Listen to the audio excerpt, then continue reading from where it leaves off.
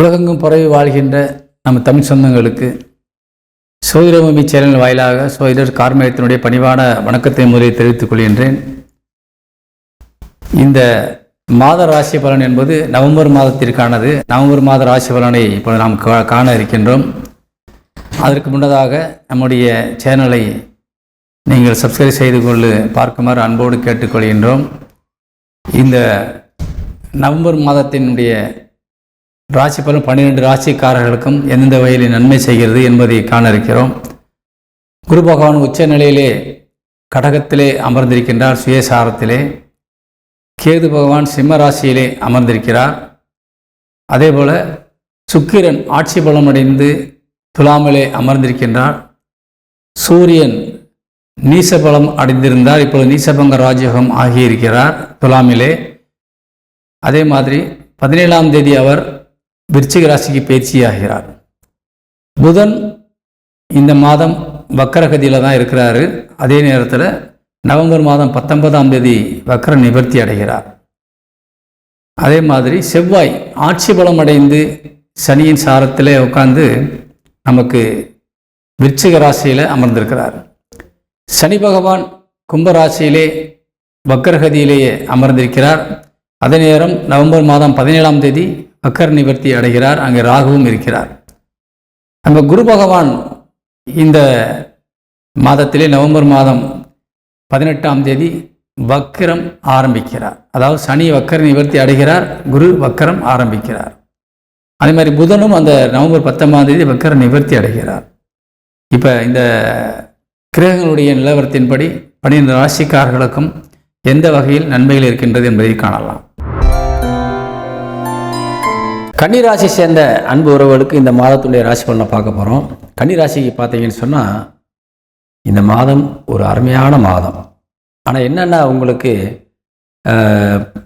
எங்கே சுற்றியும் காசு வரும், ஆனால் அது உழைச்சி தான் வருமானு சொன்னால் கஷ்டம். ஏன்னா குரு வக்கரமாகி லாபஸ்தானத்தில் உட்கார்ந்துருக்கிறார்.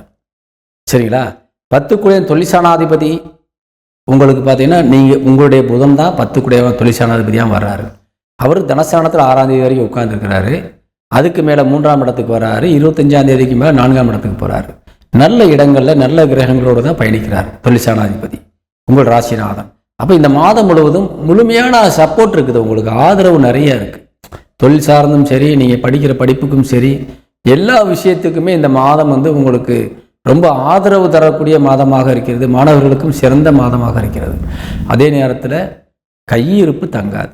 சரிங்களா? நல்ல வருமானம் இருக்கும், கையில் எவ்வளோ வந்தாலும் தங்காது, வெட்டி செலவாயிரும். ஏதாவது ஒரு வகையில் நம்ம காசை இழந்துருவோம்.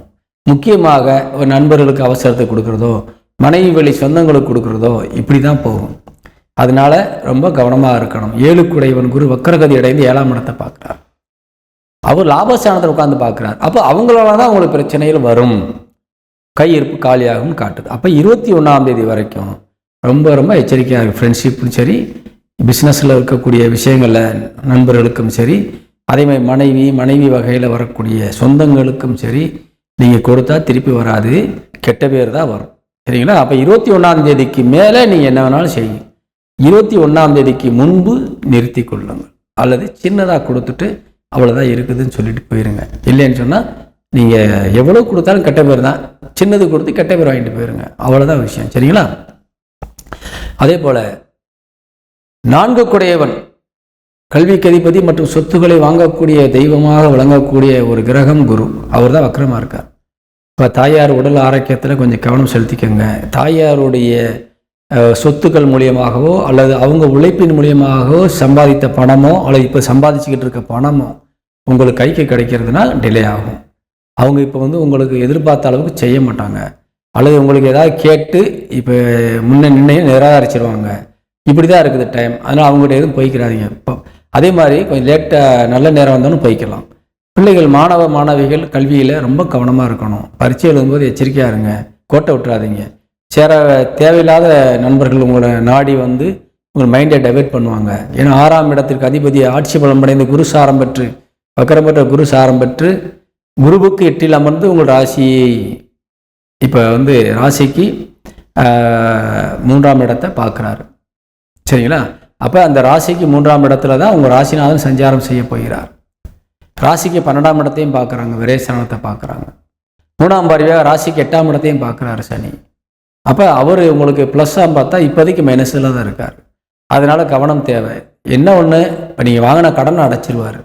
ஏற்கனவே இப்போ சனி வக்கரமாக இருக்கும்போது நிறைய கடன் ஆகிருப்பீங்க, பிரச்சனைகள் நிறையா வளர்த்துருப்பீங்க, வம்புகள் வழக்குகள் வந்து சேர்ந்துருக்கும். இதையெல்லாம் தீர்த்து கொடுத்துருவார். அதே மாதிரி நீங்கள் சம்பாதிச்சு ஏற்கனவே விரயம் பண்ணி இழந்த சொத்துக்களையோ பணத்தையோ மீட்டு கொடுக்குற அளவுக்கு உங்களுக்கு சக்தியை கொடுத்துருவார். இதெல்லாம் ப்ளஸ், இதில் நல்லது நடக்கும். அதே தான் இப்போ பிரச்சனையும் உங்களுக்கு கொடுப்பாங்க. ஃப்ரெண்ட்ஷிப் சர்க்கிளில் இருந்தும் சரி, ஏதாவது ஒரு வகையில் நம்மளுக்கு தொந்தரவுகள் வந்துடும். ரொம்ப கவனமாக இருக்கும். கையிருப்பு காலியாகாமல் பார்த்துக்கொள்வது உங்களுக்கு கடமை. சரிங்களா? இளைய சகோதர சகோதரிகள் முழுமையான சாதகமாக இந்த மாதம் முழுசும் சப்போர்ட் பண்ணுறாங்க. மூத்த சகோதர சகோதரிகள்கிட்ட 21ஆம் தேதி வரைக்கும் கவனமாக பார்த்துக்கோங்க. நன்மை தான் செய்கிற நிலைமையில் இருக்கிறாங்க, இருந்தாலும் 11ஆம் இடம் வீக் ஆயிடுச்சு. அப்போ அவங்களுக்கு பிரச்சனை இருக்குதுன்னு அர்த்தம். அதே மாதிரி இல்லறத்துணை களத்திரக்காரகன் வக்கரமடைந்து உங்களுடைய 7ஆம் இடம் பார்க்கறதுனால, களத்திர ஸ்தானத்தை பார்க்கறதுனால உங்கள் மனைவிகிட்டையும் உடல் ஆரோக்கியத்தில் கவனமாக இருக்க சொல்லுங்கள். கணவனையும் கவனமாக பார்த்து கொள்ளுங்கள். உடல் ஆரோக்கியம் சார்ந்த விஷயங்களில் உடனே அவங்களுக்கு என்ன தேவையோ பார்த்துட்டிங்கன்னா பெரிய வியாதிகளோ கஷ்டங்களோ வராது. சரிங்களா? அதிகமான மன உளைச்சல், அவங்க அதிகமான மன கஷ்டம், இதிலெல்லாம் அவங்க இருக்கிறாங்க. இப்போ யாராவது ஒருத்தர் ஃபோன் பண்ணி அவங்க டென்ஷன் ஆக்கிடுறாங்க.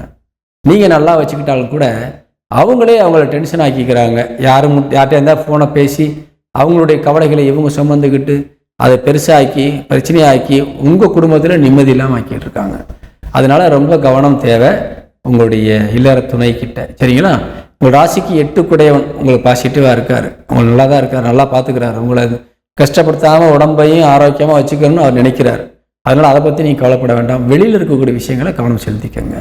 தொழில் சார்ந்து நீங்கள் எடுக்கிற எல்லா முயற்சியும் வெற்றிகரமாக இருக்கும். குலதெய்வம் என்பது முழுமையான சாதகமாக சப்போர்ட்டாக இருக்குது. இந்த மாதம் குலசாமியை கொஞ்சம் வேண்டிக்கங்க, நல்லது நடக்கும். சரிங்களா? இந்த மாதம் என்பது கன்னிராசியை சேர்ந்த அன்பு உறவுகளுக்கு, அனைத்து சமூகத்தினருக்கும், அனைத்து பிரிவினருக்கும் ரொம்ப ரொம்ப யோகமான மாதம்.